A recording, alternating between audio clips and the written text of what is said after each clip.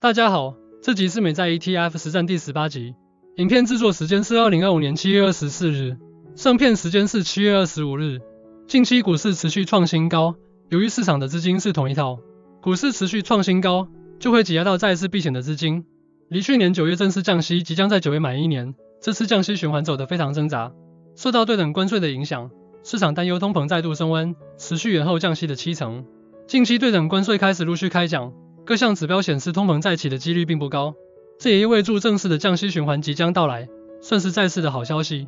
曼大的美债部位，这个月继续按兵不动，美债部位预计等待类似对等关税下杀，或去年8月日元套利平仓下杀，有特别的事件发生，股市有明显的回调，再来进行卖债换股的操作。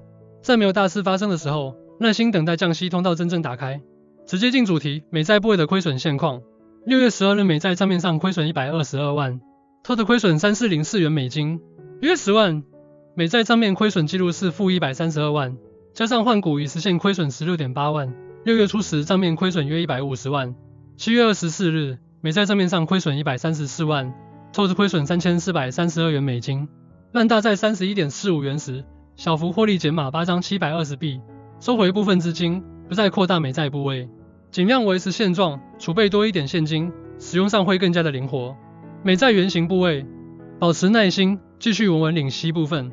曼大现有美债增两部位，美债增两部位会是优先换股的部位，但如今股票已经涨上来，目前已不适合再进行股债转换。我们待下个大事件来临，再来动作。目前曼大的美债亏损负11%左右，美债即时日前最高达到负15%。曼大也并不担心，维持避险的初衷，继续长抱。耐心等待大事发生。之前曼大说我这点亏损，跟不少高手比较，还算不了什么。我们看看其中一个大哥级的美债部位，图片中的统计资料是更新到4月19日，还没有计算到5月初这波10%汇率下杀的惨况。这位上一等级的美债部位，至今也没有动摇，持续抱紧中。这份信心与坚持，值得我们敬佩。我相信这位大哥，只要信念没有动摇，最终大概率是可以逆转胜的。当您的资产已经达到上亿，每年靠配息就已经可以达到500万以上，这相当于 PR99 以上的工作收入。这时候你该追求的目标，将不再是持续增加的工作收入，而是最重要的身体健康。活得越久，领得越多。希望我们都可以跟巴神一样，活到90多岁。曼大持有美债已经有3年多，这段期间看住美债涨涨跌跌，走过降息循环打不开，台币快速急升13%。目前美债不会来到负12%的位置。美债要大幅获取资本利得确实不容易，在海外股息所得1年750万的额度内，稳稳领免税的股息，这个目标还是可以达成的。居安思危，做好回调准备。喜欢左侧交易的我，备好资金待类似今年4月对等关税下杀，去年8月日元套利平仓下杀，我在勇敢的出手布局捡便宜。左图显示，科技股正在超买中，自1990年以来，科技股连续至少2个月每天都被超买的情况只出现过10次，目前是第11次。46天交易日。右图显示，各年份 SP500 指数创下历史新高的次数，牛市期间会频繁的创新高，比如1985、1995、2013、2017、2021年。熊市或金融危机时期会很难创新高，比如2000年到2002年网络泡沫、2008金融海啸、2022升息风暴、2024年创下57次新高， 2025年目前已经有11次创新高。美股持续新经的创新高，我们要有居安思危的准备，比如逢高部分获利了结，储备抄底的资金，也比如我们美债的布局，就是股灾时可以活用的资金。刚刚我们看到了上亿美债大哥涨爆的现况，曼大长期投资目前是迈入第9年。自己想跟大家分享大人哥的财商好文。为什么长期投资那么困难？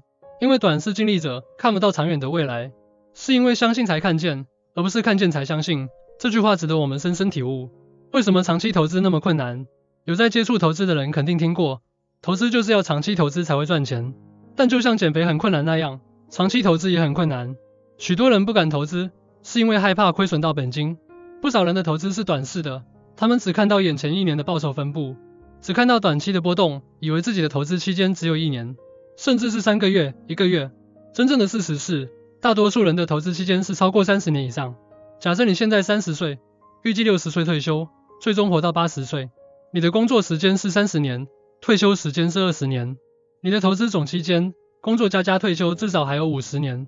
当投资期间长达50年的时候，股市短期的涨跌又何妨？但是多数人太过短视才会导致无法长期投资。投资最重要的是时间，时间可以帮助你提高胜率。以3年为一个投资区间，虽然还是有下跌的年度，但明显变少、变短了。以5年为一个投资区间，下跌的几率变得更低了。倘若是看10年、20年、30年，你会发现，当投资的期间拉得越长，损失的可能性就越低。从这张图你可以发现，投资3到5年的时间亏损的可能性较高，但超过10年以上，负报酬的几率就很低了。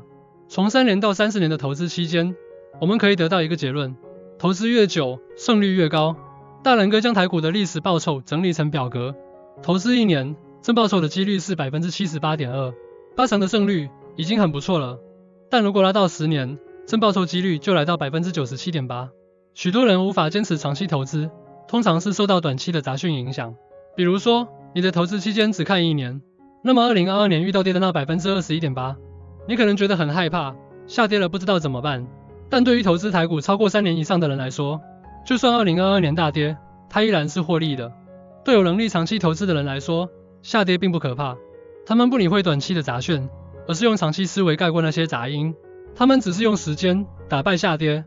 诚挚邀请您参考慢好频道会员计划。先说明，会员计划没有布局美债，我以1000万元的示范案例作为频道会员房贷套利影片的主轴。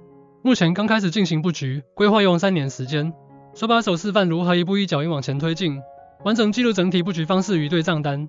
如果您手上有闲置房产资源，不妨考虑加入慢好频道的专属会员，跟住慢大的示范与操作节奏，一起在股海实战中进行套利。频道中我们会详细说明布局计划，并第一时间公开布局对账单。会员贴文也会同步更新进出场记录，让您掌握最新动态。我们计划采用左侧交易建仓方式，通常买入时股价还会再跌一段，这意味着你有很高机会取得比慢大更低的布局成本。我们采取长期持有策略，正如巴菲特所说，获利在买入当下就已决定。我们追求稳稳取得正报酬，符合市场稳定成长的大局，只要持续维持正现金流，就能达成房贷套利的目标。慢大不会带您进行短线操作，而是以长期投资、稳中求胜的方式，在市场上稳健取得接近大盘的报酬，这样就能胜过 80% 的投资朋友。在频道会员的贴文和影片中，您可以跟住慢大学习如何拟定布局计划，一步步将资金投入市场，耐心等待数年后，成功利用房屋增贷资金来套利。欢迎有兴趣的朋友加入，一起迈向稳健理财与房贷套利的目标。不晓得你对本集分享的内容有什么看法？欢迎在底下留言，我们再一起讨论。慢好频道会持续分享实用的财商知识，以及我们在股市中累积的实战操作经验，希望你能从这些内容中获得启发。如果您觉得有帮助，请帮我们按赞、订阅、分享，这会是我们继续创作的最大动力。未完待续，我们下期见。